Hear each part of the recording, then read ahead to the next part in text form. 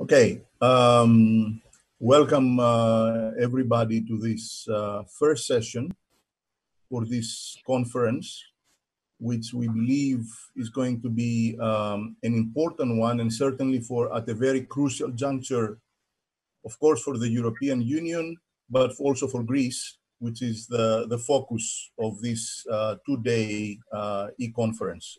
My name is Nikos Vetas. I'm the General Director of ΙΟΒΕ and Professor at the Athens University of Economics. I do not believe that the two gentlemen that are with us today need any introduction. It is an honor and a pleasure to have the Commissioner for the Economy of the European Commission, Paolo Gentiloni, as well as Christos Stαϊκούρας, who is the Finance Minister of the Hellenic Republic. How we do this is that the two gentlemen are going to present first their opening remarks of about 11 minutes, and then we're going to have a little bit of a time for interaction and questions. Those of you in the audience that would like to relay questions, we have an email address that can be found on the conference website. However, let's get to business. And so I'm giving the speech to Commissioner Gentiloni, and I would like to ask how the European economy is doing, and through that lens, how the Greek economy is doing. Well, thank you very much. Good morning, dear Christos, dear friends. Very glad to be in this conference, as Nikos Vetas said, in a crucial moment for Europe and for Greece. Our economy is shaken by this crisis, a crisis that we always have to remember took a heavy toll on human lives and was testing our healthcare and welfare systems, and also is leaving behind a long tail of uncertainty. So our economic forecasts are all submitted to this remaining uncertainty. We are not seeing second waves of this pandemic in Europe, but uncertainty is still there. And so a recovery, strong action is needed exactly to face these risks that we have. The crisis forced all of us to find new ways of working, of interacting and living, and it has raised questions about where we want and need to invest in the future, and also revealed the power of digital technologies, an area where more investment would be warranted looking forward. The speed and magnitude of the crisis came as a shock to everyone, but I have to say that after a few weeks, Europe was able to react swiftly and take ambitious decisions. An unprecedented crisis made possible to overcome visions and divisions of the previous 10 years. And the response was unprecedented as the crisis was. Preventing fragmentation within the EU economy has been one of our main concerns, because the pandemic and the lockdown affected all Europe. But as we all know, not all member states are in the same position to tackle the fallout.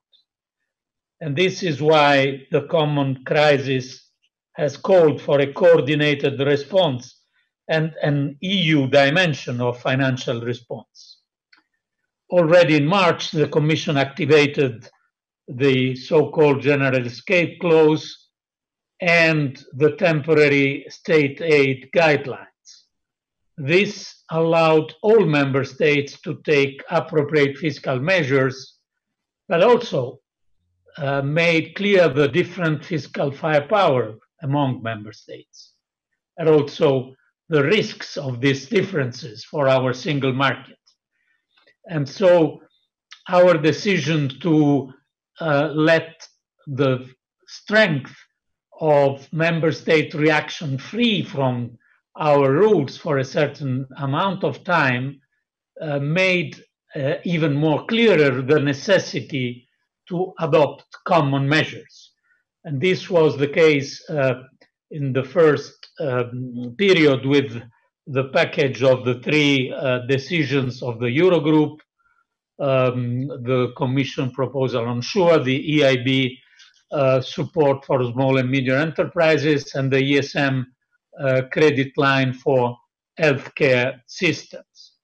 And lastly, we proposed the European Recovery Package, which is, again, sorry to repeat this term, unprecedented in its ambition, 750 billion euros. It's 5 times the EU annual budget, just to give us an idea of the amount. And it is unprecedented in its principles because the EU will borrow money in the markets to transfer these resources to its member states, and this money will be repaid, this common debt will be repaid thanks to new own resources. So someone said that this was an Hamiltonian moment. I am reluctant to use this term. Maybe we can discuss this in 10 years from now, but for sure it was and it is a defining moment for Europe. Our duty now is to turn this immense challenge into an opportunity, not only by supporting the recovery, but also by investing in a greener, more digital and more inclusive future for Europe.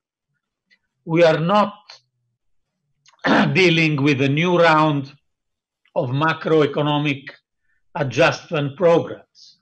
Not at all. Participation in the recovery is voluntary. Ownership by member states is essential. As a first step, we expect member states to come forward with what we call resilience and recovery plans.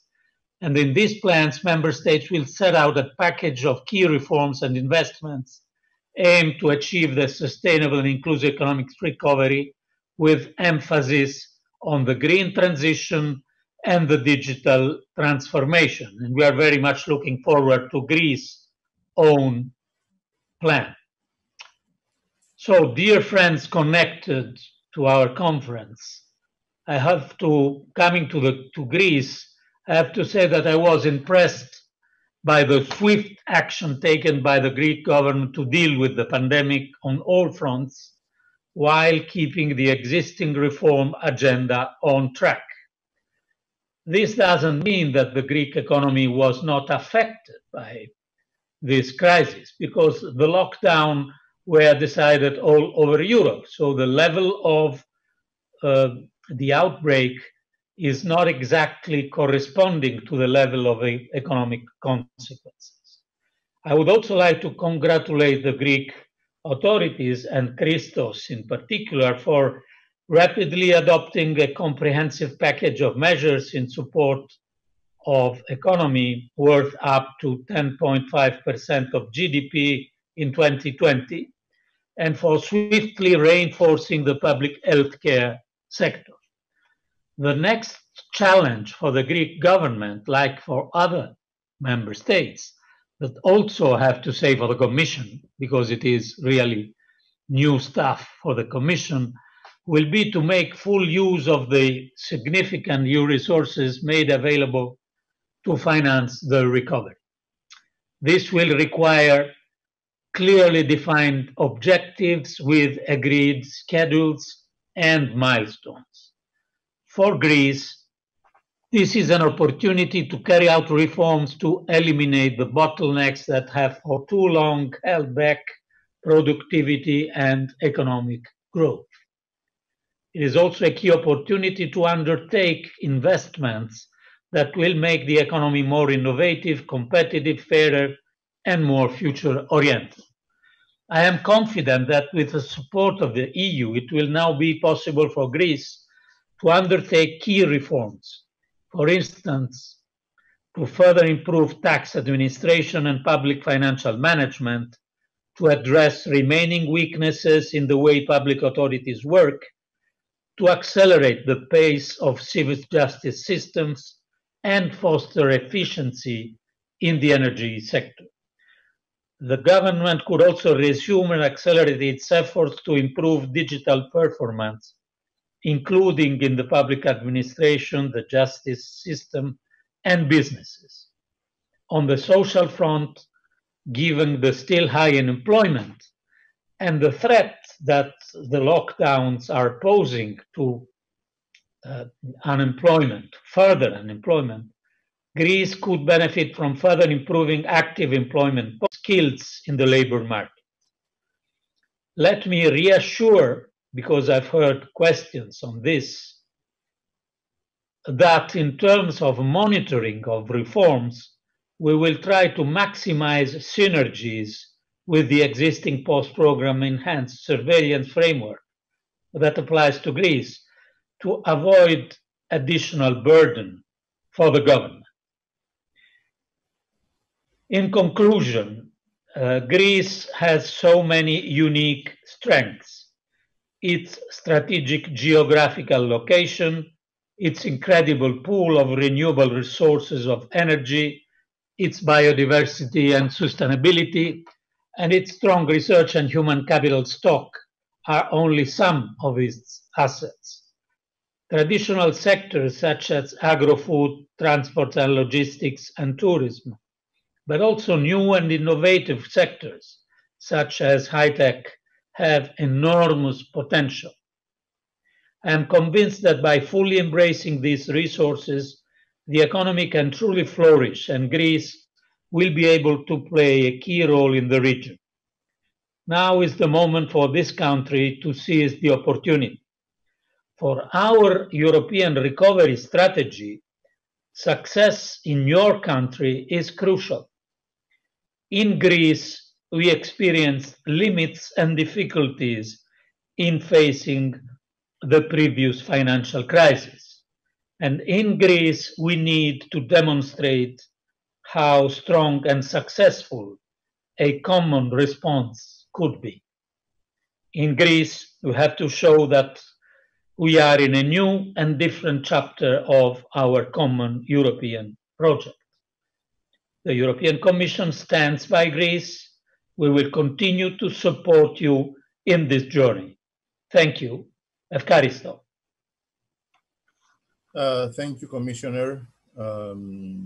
I believe you gave an excellent overview of where we are, the challenges, but also that the road ahead doesn't have to be difficult if we make appropriate choices, however, I would like to ask you a question, which, however, is going to come after the minister's intervention. But my question will have to do, on the one hand, whether we should worry about the level of debt in Europe going up, and if we should expect that we're going to run collectively as Europe in terms of productivity, so that this debt becomes manageable.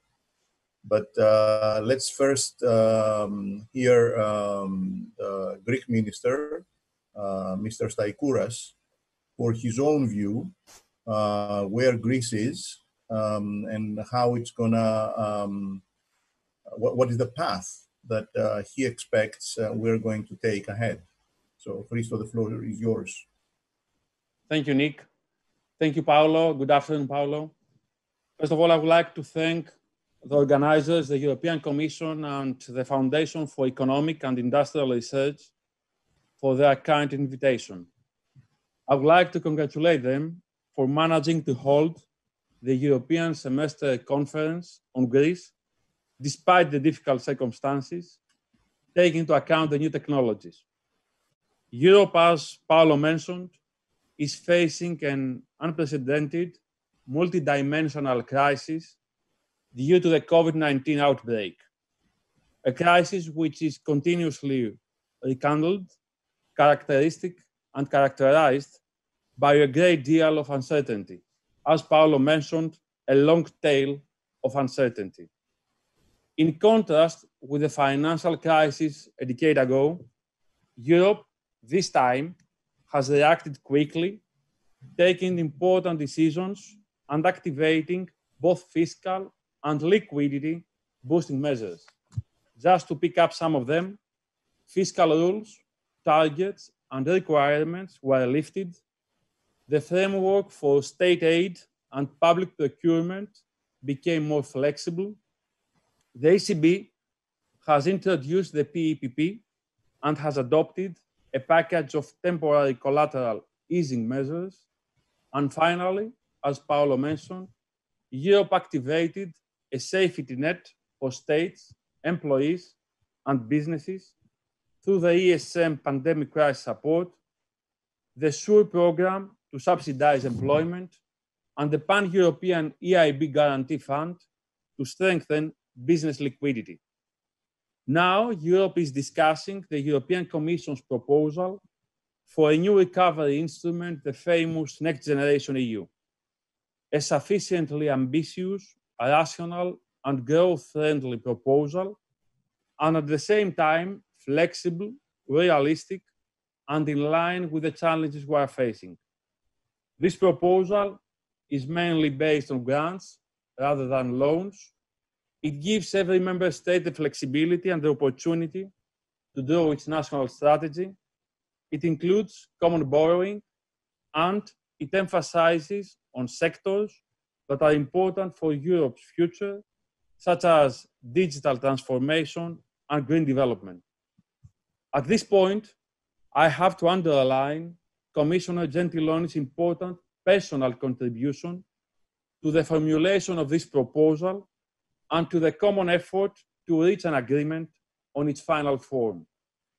What is important is to reach an agreement to make funds available the soonest possible and to make the best use of them in order to reset our economies and become stronger and more competitive. In this debate, Greece participates with concrete, realistic proposals, having the experience of handling successfully until now the COVID-19 crisis. Now to turn to Greece, since its beginning, the top priority of the Greek government is to protect human life and public health, and then to support households and enterprises in order to tackle the consequences of the pandemic. Indeed, the European Commission has recognized the rapid political reaction of the government in the field of the economy, noting that this lays the groundwork for a dynamic recovery in 2021. In the context of our comprehensive, realistic, and dynamic package of policy measures, of expansionary policy measures, fiscal measures, to support public health, employment, business liquidity, and social cohesion, we have spread a wide safety net over household enterprises. These measures were adjusted to respond to the different phases and needs arising every day, including inter alia, deferrals, special allowances for employees and self-employed, short-term employment schemes, one-off VAT reduction on transports, coffees, beverages, and tourism package, business financing in the form of a refundable advance payment or through state guarantees, extension of the regular unemployment benefit, and targeted measures for sectors more severely affected by the crisis, such as tourism, air, and maritime transport. The total cost of the measures is estimated at 24 billion euros, or 13% of GDP, and may increase depending on the development of the outbreak, as well as on the fiscal and financial and fiscal space of the country. and the following days and weeks, Ministry of Finance will inform our colleagues, our partners, on these initiatives. For all the above, the Eurogroup commended the Greek authorities for the quick and decisive policy response in taking the necessary economic and fiscal support measures. A crucial question is how we capture these financial needs. We have ensured the necessary fuels. We manage domestic resources with prudence. We are successfully borrowing from the markets, either GGBs or T-bills. We did it successfully today with 6 months T-bills and a very low interest rate. We execute the budget in the best possible way, and we are ready to use, to the best of our ability and at the right time, the existing European financial instruments. These instruments, and even more so the recovery plan, will form the basis to improve the composition of growth, not only the level of growth, but mainly the composition of growth. Greece faced for many years a significant investment gap. We have to close it. In this direction, we are setting forth two interrelated objectives. The first is how we will close the negative output gap, safeguarding at the same time responsible public finances. And the second, how we will improve the economy supply side in order to achieve sustainable and inclusive growth rates with a high level of social cohesion, addressing also demographic challenges. To achieve these objectives, we have ambitious plans for the period ahead. Plans that are based on our conviction that a strong recovery presupposes a well-functioning banking sector, stable, liquid, and functioning sovereign bond markets, a balanced policy mix between monetary and fiscal policy, strong resumption of investment, both public and private, and restoration of global supply chains and international trade. In the light of these prerequisites, our policy priorities include, among others, the implementation of a prudent fiscal policy, building on Greece's fiscal credibility, which took a lot of effort, incorporating the gradual reduction of tax rates and mainly of social contributions, the strengthening of the banking sector, including non-performing loans reductions, a new insolvency code with several safeguards to filter strategic defaulters in order to tackle the high private debt, the implementation of the asset development plan. I would like to mention that issue that despite the adverse market conditions, significant progress has been made during this month in the privatization process of DEPA, of port authorities like Alexandroupoli and Alimos Marina, as well as on the legal backdrop for land partition and demolition of buildings concerning the Hellinikon project. Moreover, the ongoing digital transformation of the public sector, which will serve to further ease the administrative burden for household enterprises.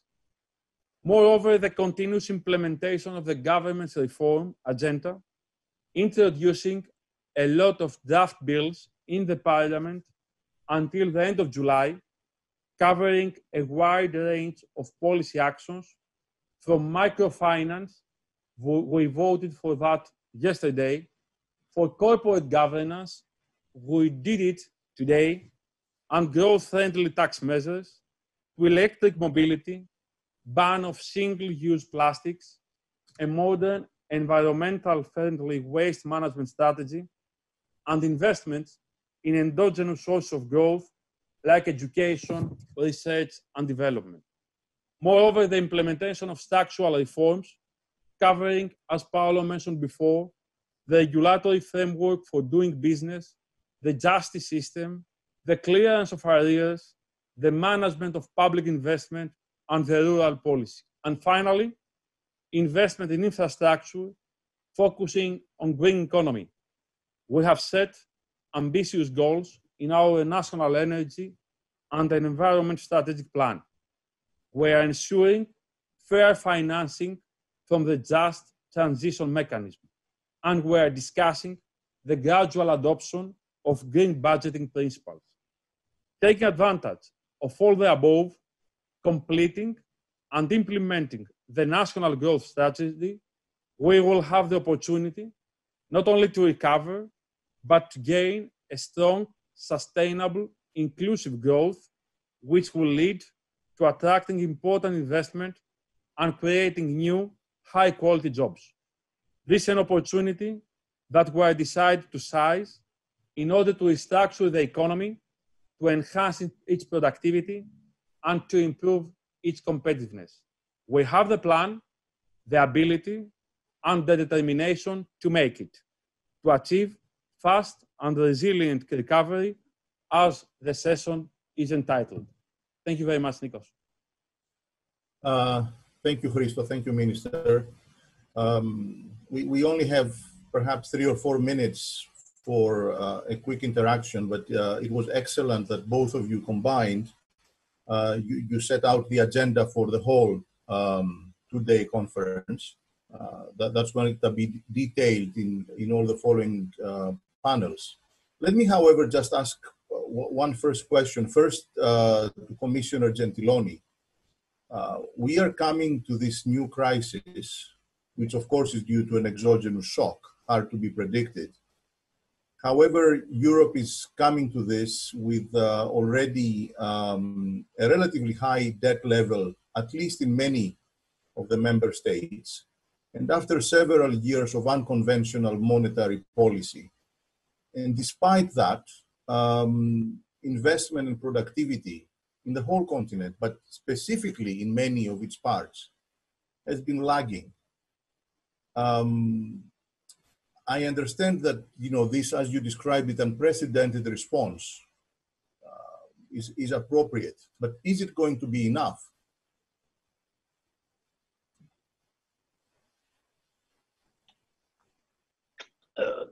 Well, first of all, we need it, and we have to reach it in the next weeks, not in the next months. Second, I think that combined with the initiatives taken by the ECB, this common European response should be considered not only for the consequences in the future created by investments and reform financed by this money, but should be also considered by the impact in financial markets, in reassuring financial markets that joined with the ECB intervention, this common responsibility, this common response was able to give. Is this cancelling the issue of sustainability of debt? Of course not. But I have to say first that all European member states' debt are sustainable, not only because the Commission assessed this a few weeks ago for our ESM credit lines, but also because access to markets is clearly showing this. Second, that we for sure should be politically very wise in choosing the timing and the way of gradually going to a different fiscal stance. We will still need in 2021 a fiscal support, for sure. We can't risk a double dip recession that we already experienced in the financial crisis 10 years ago. We should take as a reference not the fact that the EU will go back to growth, because this will, I hope, be very obvious next year, but we will have as a reference the level of our GDPs before the pandemic shock. It is not sufficient to have a small rebound, and this is what the European Recovery Plan, I think, may really help to provide a stronger and more future-oriented rebound than the natural, normal rebound that you could have only with national measures. So you can have the privilege to have future-oriented interventions and investment because of this European funding. So let us hope that it's going to be, that all this combined is going to be very effective. So finally, just for 1 minute that I think we have left at most to Minister Stαϊκouras, there are two interrelated issues that I guess are difficult, that despite the very significant adjustment and improvement in the Greek economy the last 10 years or so, the investment gap is still there. And uncertainty is one thing that investors don't like. So now that we are adding some more global uncertainty, how can we be optimistic about investment at the macro level?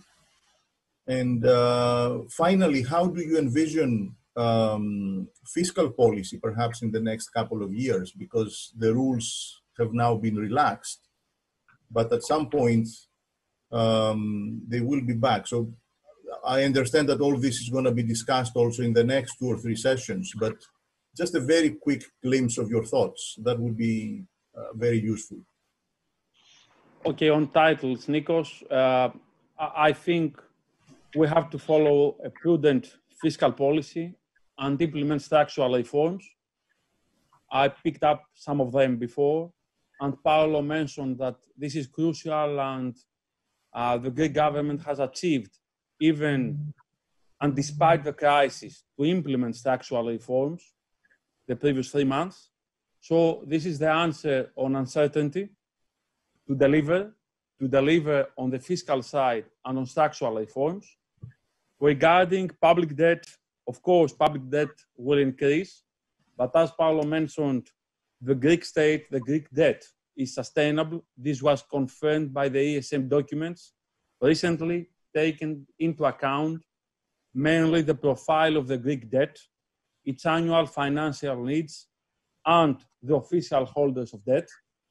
Very important issues that we managed to achieve some years ago as a Greek state. And on the final point, regarding what we will do with fiscal targets and rules, you picked up the word rules. It is very important, and Paolo was participating in the March Eurogroup when we decided to abolish not only rules, but also targets and requirements as long as the crisis will exist. This means that from September onwards, we will discuss not only rules, but also targets. And Greece is on an enhanced surveillance mechanism. This means that we have targets, and we have to discuss these targets, taking into account that the crisis will not be aside in 2021. So, of course, as all European countries, we will have common rules for 2021. I think this will be a fascinating discussion in the next few months, but we have to do justice for the next panel. I would like to thank you both, Commissioner Gentiloni and Minister Stαϊκouras. And for the audience, we are now going directly to the next panel that actually involves, from the Commission side, Declan Costello and Barbara Kaufman, and on the Greek side, Michael Argyroux. So I'm passing this directly to the moderator of that session, who is Angelos Athanasopoulos. Thank you both. Bye-bye. Thank you, Paolo. Ciao. Thank you, Nikos. Ciao, ciao.